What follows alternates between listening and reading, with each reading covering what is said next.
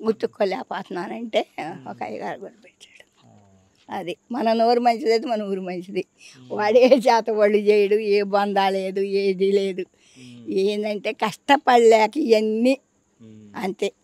కానీ ఇక్కడ మాట్లాడడానికి అందరూ భయం పడుతున్నారు, కానీ నిజాయితీగా తిన ఒక్క ఆమెనే మాట్లాడడానికి బయటకు రావడం జరిగింది. ఇంకోటి తనకు పిల్లలు లేరు, ఎవరు లేరు అంటే తన కాళ్ళ పైన తనని చేసుకొని, తనకి షుగర్ పేషెంట్, ఇది ఇరిగింది కాలు, ఇక్కడ ఇరిగింది, అది అక్కడ కాలు పోయింది మొన్ననే. ఇది 3వ నెల ఇక్కడి నుంచి ఇక్కడ బయగిలిపోయింది పెడితే. కళ్ళు కూడా కొద్దిగా మసకే. ఇది ఎలాగుంటే అలా. ఏం వండుకున్నావు ఇప్పుడు?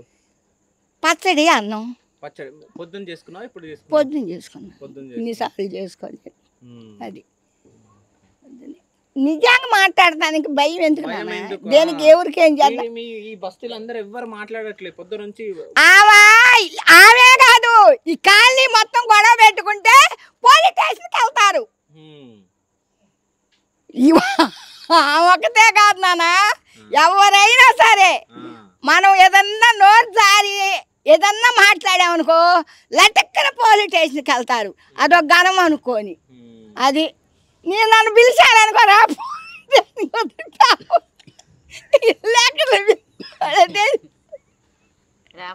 అర్థం కాలే మళ్ళీ కాదమ్మా, నన్ను పిలిచారనుకో పోలీస్ స్టేషన్ కానీ వాళ్ళొద్దు, ముందు మిమ్మల్ని పిలవమంటారు, తర్వాత పోలీసు వాళ్ళు పిలుచుకురండి. కరెక్ట్, మాతో మాట్లాడమని అంతే, మీతో మాట్లాడాలి. ఇప్పుడు టీ పైనోడు కానీ, టీవీ నైనోడు కానీ, టీ తెలుగోడు కానీ వీళ్ళందరితో మాట్లాడి అప్పుడు పోలీసు వాళ్ళు. అది కూడా కాకపోతే మన ఊరు కమిషనర్లు, మున్సిపల్ అందరూ ఉండరుగా, వాళ్ళు కూడా. ఇప్పుడు మీ బస్తీకి ఎవరు పెద్ద? ఎవడికి ఎవడు పెద్ద లేదు, ఎవడో మహారాజులు ఇద్దరు ఆపారు. ఒకడు బతికున్నాడు, ఒకడు చచ్చిపోయాడు. ఎవడికి ఇంటికి వాడే పెద్ద.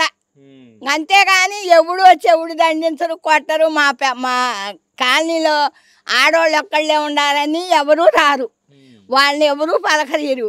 ఈ ఆడవాళ్ళు కూడా అద్దు పొద్దు లేకుండా ఏమే ఉంటారు, పొద్దు గుగ్గులు తొడాలు బీక్కొని వచ్చే అలిసిపోయి ఇళ్ళ నిద్రలో పోతారు. అయితే ఇంకెవడు తాగాదకి ఎవడు గొడవలకి వెళ్తారు. ఆయన నాకు పాముది అయిపోయిందిలే, ఇంకేముందిలే. ఆమె మాత్రం ఏం మాట్లాడదంట, కానీ మిమ్మల్ని చెప్పమని చెప్తుంది. ఆమె ఎక్కేస్తుంది, ఆమెమో మంచిది, సత్యమంతరాలు. వీళ్ళంతా తన్నులు తిని పోలీస్ స్టేషన్ పోవాలి. ఆడకపోయినాక